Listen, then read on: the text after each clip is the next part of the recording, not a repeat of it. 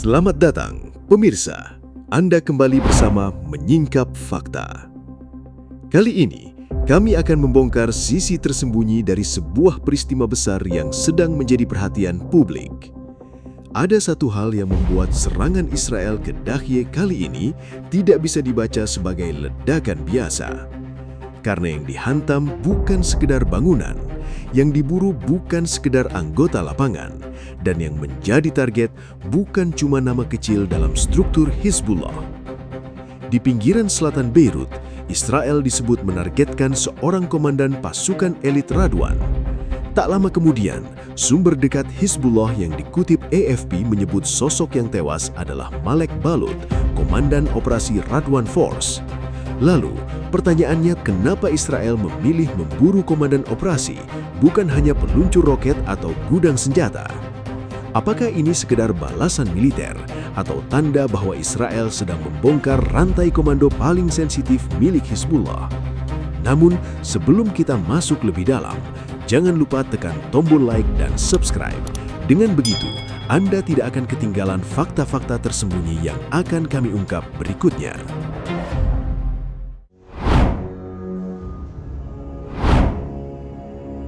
Pada 6 Mei 2026, pinggiran selatan Beirut kembali diguncang serangan udara Israel. Titiknya berada di Dahye, kawasan padat yang sejak lama dikenal sangat dekat dengan pengaruh Hizbullah. Di permukaan, peristiwa ini terlihat seperti satu ledakan lagi dalam rangkaian konflik Israel dan Hizbullah. Namun lokasi serangan membuat maknanya jauh lebih berat.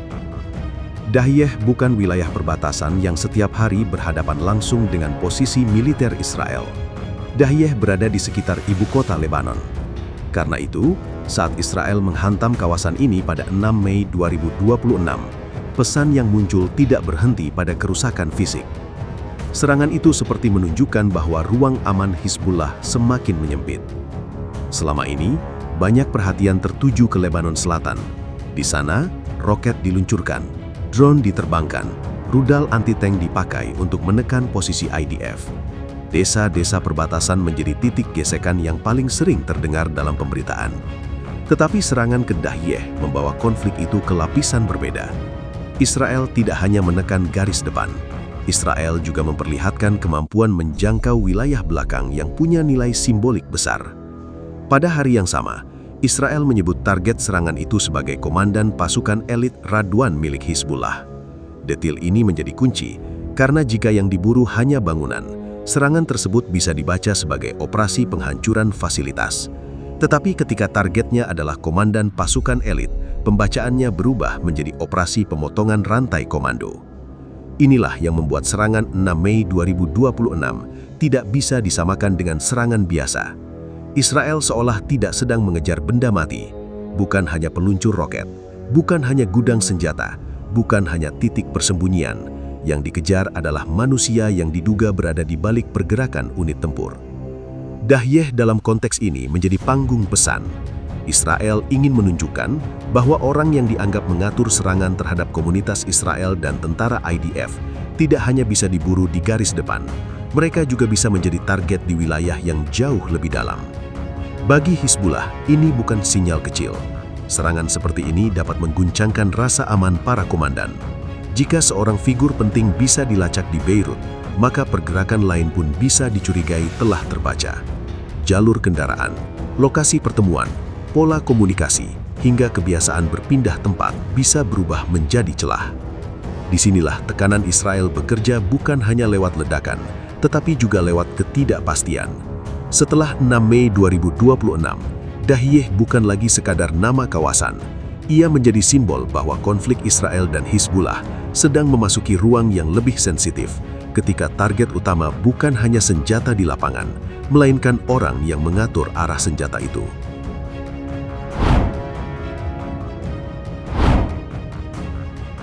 Setelah serangan 6 Mei 2026 menghantam Dahye, perhatian langsung bergeser pada sosok yang disebut menjadi sasaran utama. Israel tidak hanya mengumumkan bahwa mereka menyerang posisi Hizbullah, mereka menegaskan bahwa targetnya adalah komandan dari pasukan elit Radwan. Pernyataan ini penting karena dalam konflik Israel dan Hizbullah, nama Radwan memiliki bobot tersendiri. Radwan bukan sekedar kelompok bersenjata yang bergerak di pinggir medan. Unit ini dikenal sebagai salah satu elemen paling terlatih dalam struktur tempur Hizbullah. Mereka dikaitkan dengan kemampuan bergerak cepat, menyusup, membaca celah pertahanan, dan menjalankan operasi yang membutuhkan disiplin tinggi. Karena itu, ketika Israel mengincar seorang komandan Radwan, yang disasar bukan hanya satu petempur, tetapi kemampuan koordinasi di balik banyak tekanan lapangan. Pada 7 Mei 2026, militer Israel menyebut sosok yang tewas sebagai Ahmed Galib Balut. Beberapa laporan sebelumnya menyebut nama Malek Balut dari sumber dekat Hizbullah yang dikutip media internasional.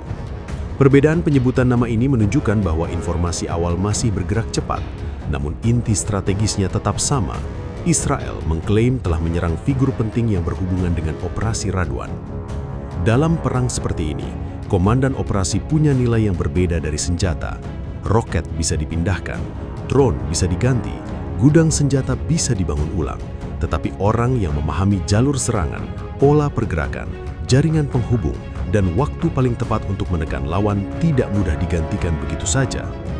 Seorang komandan operasi bukan hanya menerima perintah, ia menerjemahkan perintah menjadi gerakan.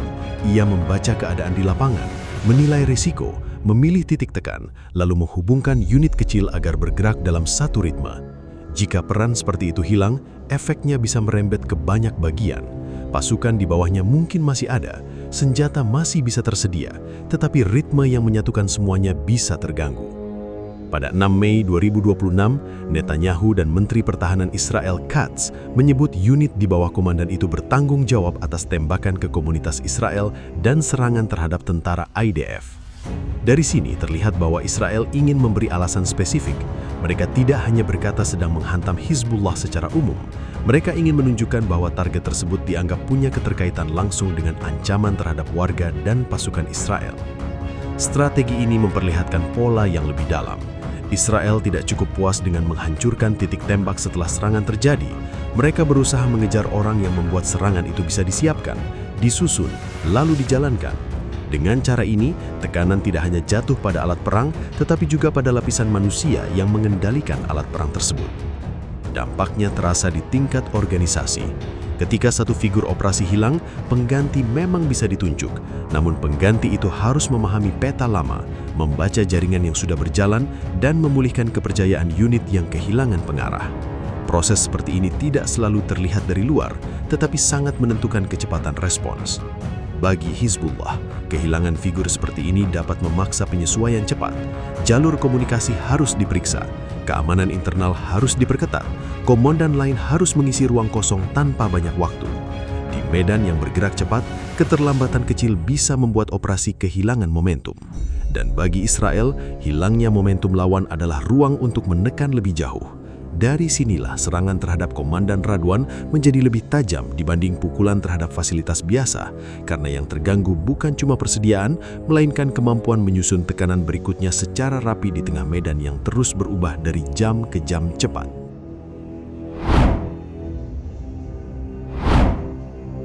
Setelah serangan 6 Mei 2026 di Dahiyeh, Hizbullah masuk ke ruang yang sangat sempit. Mereka tidak hanya harus memikirkan balasan di medan tempur, tetapi juga harus membaca ulang bagaimana Israel bisa menjangkau figur penting di kawasan yang selama ini punya nilai simbolik kuat. Ini bukan keadaan sederhana, karena setiap keputusan dapat membawa konsekuensi berbeda. Jika Hizbullah merespons dengan serangan kecil setelah 6 Mei 2026, Israel bisa menampilkan operasi Dahiyeh sebagai keberhasilan besar. Pesannya akan terlihat jelas, seorang komandan elit dapat diburu sampai pinggiran Beirut dan balasan yang muncul tidak cukup mengubah keadaan. Bagi organisasi bersenjata yang hidup dari citra ketegasan, kesan seperti itu bisa merusak wibawa di mata pendukung dan lawan. Namun jika Hizbullah membalas terlalu besar, risikonya juga berat. Israel dapat memakai eskalasi itu sebagai alasan untuk memperluas tekanan berikutnya. Serangan balasan yang kuat mungkin terlihat memulihkan harga diri, tetapi juga bisa membuka pintu bagi Israel untuk menghantam lebih banyak titik komando, gudang, jalur logistik, dan posisi tempur di Lebanon. Disinilah dilema itu menjadi tajam.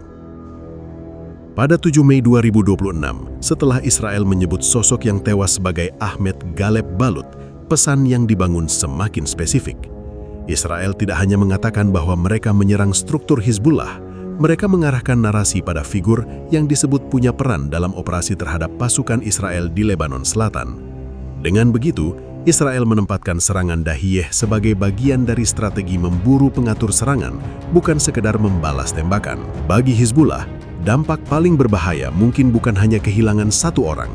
Dampak yang lebih dalam adalah rasa curiga di internal jaringan. Ketika seorang komandan bisa ditemukan, maka setiap jalur pergerakan harus diperiksa ulang. Setiap pertemuan harus dipertanyakan keamanannya. Setiap alat komunikasi bisa dianggap beresiko. Setiap kendaraan yang berpindah dari satu titik ke titik lain bisa menjadi sumber kekhawatiran. Tekanan psikologis seperti ini bisa memperlambat organisasi. Komandan yang biasanya bergerak cepat mungkin harus menunggu verifikasi tambahan. Unit yang biasanya menerima arahan langsung mungkin harus melalui jalur lebih aman, tetapi lebih lambat. Operasi yang sebelumnya bisa disiapkan dalam waktu singkat dapat tertunda karena prosedur keamanan diperketat. Bagi Israel, perlambatan seperti ini bernilai strategis. Mereka tidak perlu membuat seluruh Hizbullah berhenti bergerak, cukup membuat unit elit bergerak lebih hati-hati, lebih ragu, dan lebih defensif. Dalam perang panjang, inisiatif sering lahir dari kecepatan membaca peluang. Ketika lawan kehilangan tempo, ruang serangan berikutnya menjadi lebih mudah dibuka. Di bawah tekanan seperti ini, Radwan Force tetap dapat bertahan, tetapi cara kerjanya bisa berubah. Pergerakan komandan menjadi lebih tertutup, hubungan antar unit lebih dibatasi, jalur perintah dibuat lebih berlapis. Semua itu menjaga keamanan, namun juga membuat respons tidak lagi secepat sebelumnya ketika situasi di front utara berubah tiba-tiba dan Israel terus mencari celah baru di setiap pergerakan kecil lawan. Lebanon menjadi pihak yang paling rentan dalam situasi ini. Serangan terhadap Hizbullah berlangsung di wilayah Lebanon, dekat warga, jalan kota, bangunan sipil, dan ekonomi yang sudah rapuh. Setiap eskalasi baru tidak hanya mengguncangkan struktur militer, tetapi juga menambah beban negara yang sejak lama berada dalam tekanan politik dan ekonomi. Karena itu, peristiwa Dahiyeh pada 6 Mei 2026 menandai perubahan tekanan.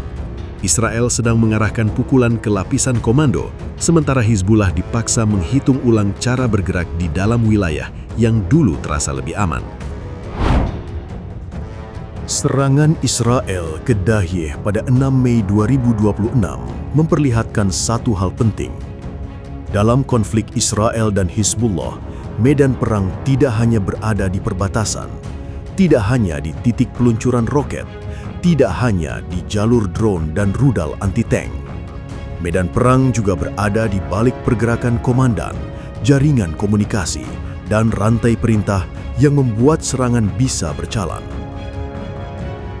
Ketika Israel menargetkan komandan elit Radwan, pesan yang dikirim menjadi jelas.